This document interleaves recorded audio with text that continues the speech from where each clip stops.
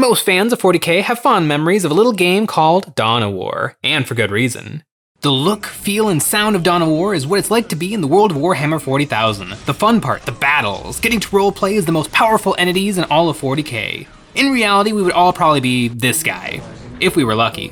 In 8 years, I've probably played around 100 games of Warhammer, but in Dawn of War, I've played thousands. The video game actually helps with the immersion of the tabletop. It gives your brain those art assets to help you do the mental photoshopping to make the games feel real. Those coasters are actually objective markers, the dice are lasers and bolt shells, and those empty soda cans are actually the ruins of some grim manufactorum. It's all real. But I haven't played Dawn of War in a while, and those memories are starting to fade. Until Games Workshop dropped some new Chaos models on us, and those memories started flooding back. As soon as I saw this, all I could think about was that little Chaos worker dude, the guy you start with in Dawn of War, the Heretic. I swear to you it will happen. I try to do your will. Yes, yes, of course. Yes, yes, right away. Games Workshop actually gave the little dude some love in the last update to the Chaos model range, with some new cultists ready to ineffectively slap at all the overpowered monstrosities in 40k. Some Chaos-tainted cultists who are ready to live fast and die hard using the powers of the Chaos to become monsters, and some cultist heroes. Yes, heroes. And that's great! Chaos is always portrayed as demons or space marines, but really, for every one of those, there's a whole planet of just normal cannon fodder humans who like to live dangerously and get in touch with their chaotic selves. I don't know much Chaos anything, but I couldn't resist. I got a box. This box. Let's be bad. Alright, this is what it's all about.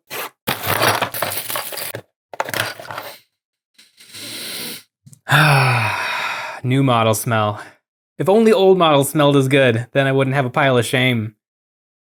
Alright, let's get started. This set of guys is made out of one sprue, which is fine. That's fine. I mean, I wouldn't have said no to some extra bits and poses, but essentially this is 5 separate heroes, so what are you gonna do? And it comes with 3 32mm bases and the, I don't know if this is new, but the 28mm base, which is between the 32 and the 25. I don't mind having a little bit of extra room, but it is frustrating that it's hard to tell the difference between this and a 25mm base. I gave the instructions a careful read. I've messed up too many models in the past to skip this boring step. I love the initial hunting and picking on the sprue, learning the subtleties of a new kit. This one was good. There were almost no mold lines, the only tricky thing was these guys are spiky, and it was hard to tell what were the sprue nubbins to cut off and what were the Chaos points. This banner right here is a good example of some tricky things when cutting things off of the sprue. I could just go at it with my hobby nippers, but I have a feeling that when this pinches and squishes the metal, it might deform or make some of these parts a little bit weaker. So what I like to do is I like to find the biggest spots, clip those first, and then I do some stress relief cuts. Boom, perfect clip. Those stress reliefs mean that this part is as strong as it can possibly be.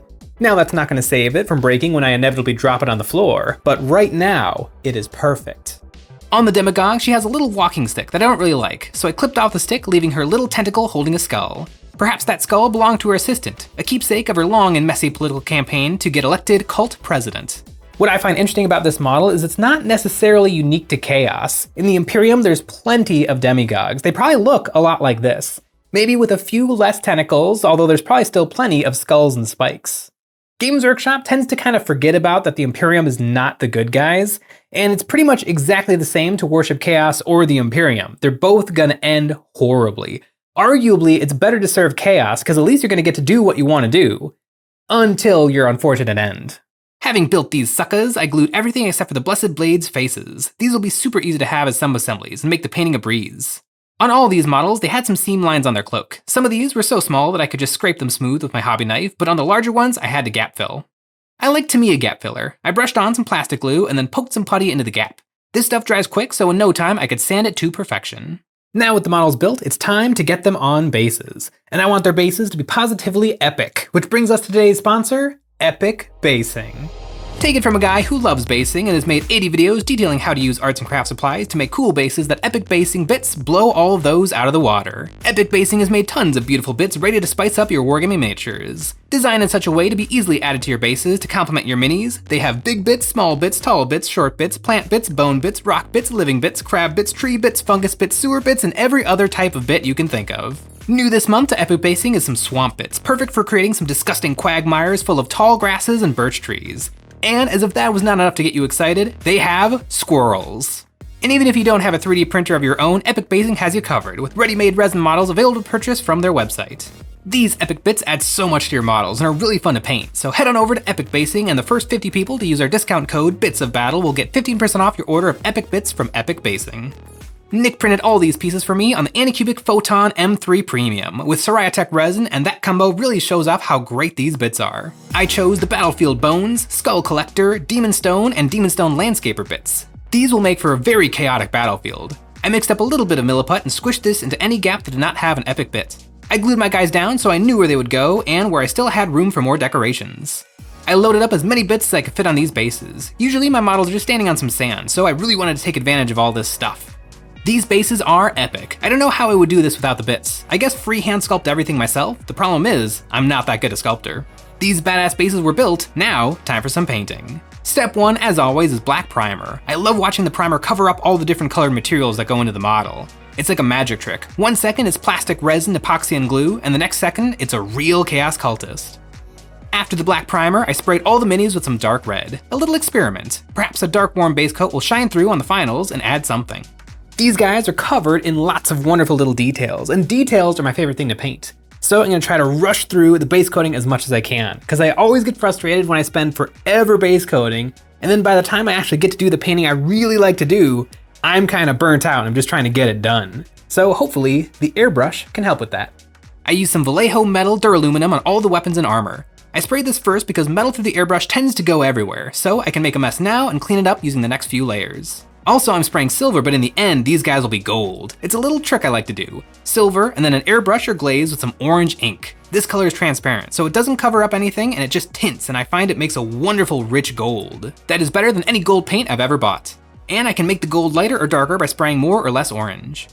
After orange, I used white ink to highlight the models. This is sort of like a zenithal, but instead of blasting everything, I just pick spots here and there to bring attention to. Spots that I could later go back over with an airbrush or regular brushing. I used red on all the cloaks, another transparent ink. The box art scheme looked decent, but I want some real chaotic colors on my cultists. And to make the blessed blades different, I used transparent blue ink on them. Don't ever be afraid to play with different colors. As long as everyone is standing on the same base, it'll all match, and more colors will make it more interesting to look at. And speaking of those bases, I squirted down some indigo. That's right, this chaotic demon stone is going to be cold. The models were already looking sweet. I like pushing the airbrush as far as I can. It's a useful tool, but you have to actually use it. And you can spray a lot smaller than you might expect by holding the airbrush just a few millimeters away from the models. The airbrush did everything I wanted it to do. Not easily, I got some water in the line. Airbrushes are fiddly machines. But now the models are very, very dark, which is fine because now I'm gonna bring them all up with highlighting. Wherever the airbrush got things started, I finished with paint. I thinned down my most saturated red and glazed this on the brightest spots like the top of his dome, his sleeves, and his butt. I mixed pink and gray to make a desaturated, sickly skin tone, and I glazed this over any of the remaining white airbrush. The blue-gray will make this flesh stand out next to the hot rod red cloaks and the sunny yellow gold. And I used a little brush to get the silver onto all those spots that were just too small or hard to reach for the airbrush, but that airbrush saved me a lot of time. After that, I strategically applied black wash to the recesses. If I was a braver man, I would have given these models a dunking right after the airbrushing, but I wasn't feeling so adventurous, so just a little Nuln Oil here and there. Now for those juicy details. I base coated the skulls with gray and then I washed them with a black wash, then a couple of highlights with the original gray, and a white. Skulls are a great thing to practice on. Every model has some, and they paint up quick. Ah, these guys are dope. I really like these models. And actually, they remind me of another model that I really don't like, and that is the Triumph of St. Catherine. Now don't flame me in the comments. This kit is gorgeous. The models are top notch, but why is it all stuck down on a dinner plate? It's a diorama, not a model. Good luck scooting this behind cover or hopping it up onto a vantage point. They could have all been on separate bases like these Chaos Dark Commune guys, but Games Workshop was so preoccupied with whether or not they could, they didn't stop to think about whether they should. I plugged in the airbrush one last time with some white ink. I sprayed this over the flames. Never again will I try to brush on white over colors. It just takes too many coats. And while I have white in my airbrush, I did a few squirts on each base skull.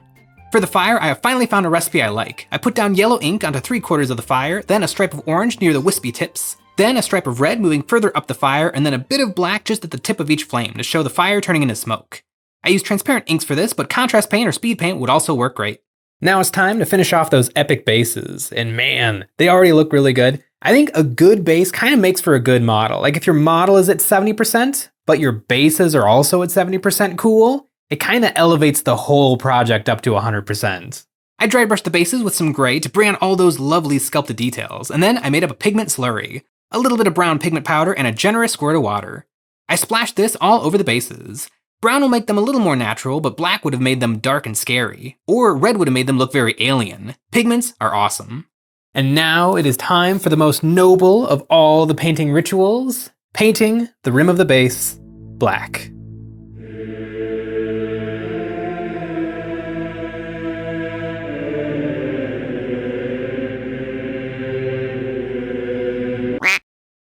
The models are done, but I still have one more chaotic thing to wet my heretical whistle, and that is this Dawn of War Chaos Plasma Generator, one of the first structures you build within seconds of being dropped into a battle.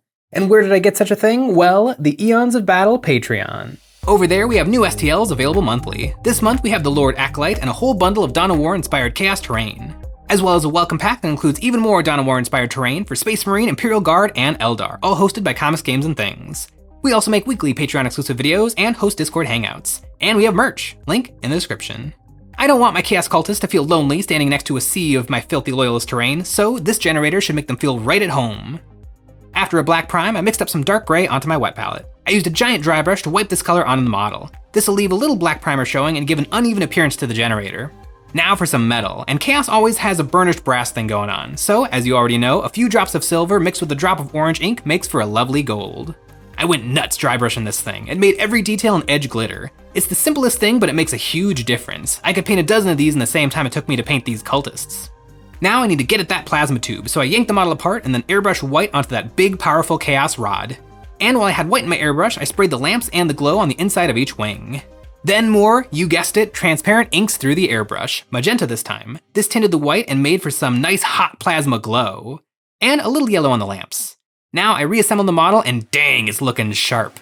I took it to go join its fellow Chaos Crusaders. Oh my god, it's Dawn of War in real life. I have been successfully corrupted. I don't know why I keep shying away from Chaos, as I always have fun painting them.